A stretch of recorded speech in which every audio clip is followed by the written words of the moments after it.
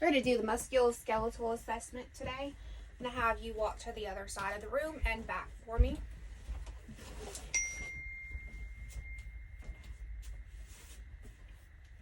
Her gait is rhythmic and coordinated. She carries her weight evenly. Her posture is erect.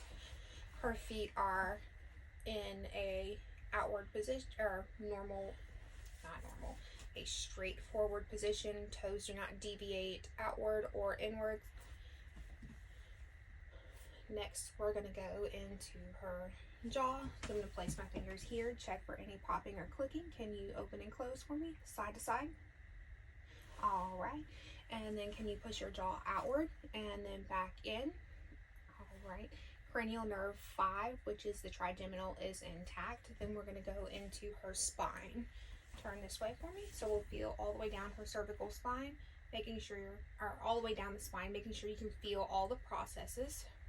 Step forward just a little and go all the way down. And she does have some lower back pain, so I'm going to skip that area to not cause her any pain, but you would feel all the way down. If you could, bend forward for me. And we're just checking to make sure that her spine, she doesn't have any abnormal curvatures or lateral variations in her spine. And her spine is straight as it should be. Can you stand up for me? And flex backward as far as you can, but don't fall. Beautiful. All right, now we're going to go into her cervical spine. So if you will, put your head onto each shoulder. Beautiful. Chin to the sky and chin to your chest. And then rotate your head. Any pain? No. All right, and then push against my hand. And then over here. All right, and then we're going to go into the shoulders, so you'll palpate them. Make sure that they're symmetrical bilaterally, which they are. All right, and then up against my hands. Beautiful. And that is going to be cranial nerve 11, which is the spinal accessory nerve, is intact. Now, if you will, flex your hands back behind you, or your arms. All right, and then straight up and over your head. And then hands on the back of your head, and then hands on your lower back. Beautiful. Good range of motion within normal limits. I know you don't like the word normal, but they are within normal limits. And then we're going to go into her elbows, so we'll check those out. You stand this way for me and bend them up like that so you can see. Check both elbows bilaterally, no swelling, and the skin is intact. Any pain? All right, and then back towards the camera for me. And if you will, put your arms straight out in front of you, and then all the way up, and then as far back as you can get. Yep, good job. And then back out like this, and you're gonna go supinate, and then pronate. Range of motion is acceptable. Then we're going to go into her wrist. So let me see both. We'll check both wrists. Make sure that there's no pain and swelling. Everything feels symmetrical bilaterally, and it does. Now, if you will, extend your wrist up and then flex them down, and then we're going to go out, which is the ulnar deviation, and then in radial deviation. Just your wrist for me. Just the wrist. Yep, there we go. And then we're going to go into her hands.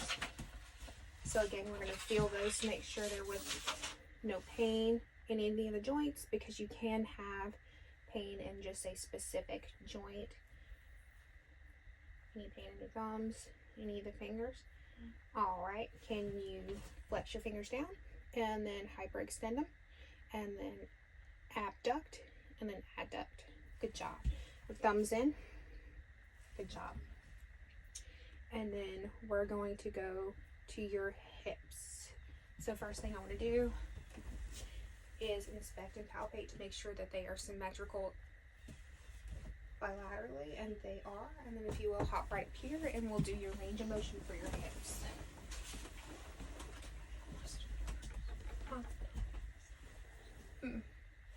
All right, one leg up as high as you can get it. Switch to the other. Beautiful. All right, all the way down. Then bend your knee and pull it up to your chest. All right, and the other one. All right, and then we're going to bend that knee up, and we're going to come across. Any pain? And then back out and down. Same thing over here. Bend it up, pull it across, and then out and back down. At this point, we'll have you roll over.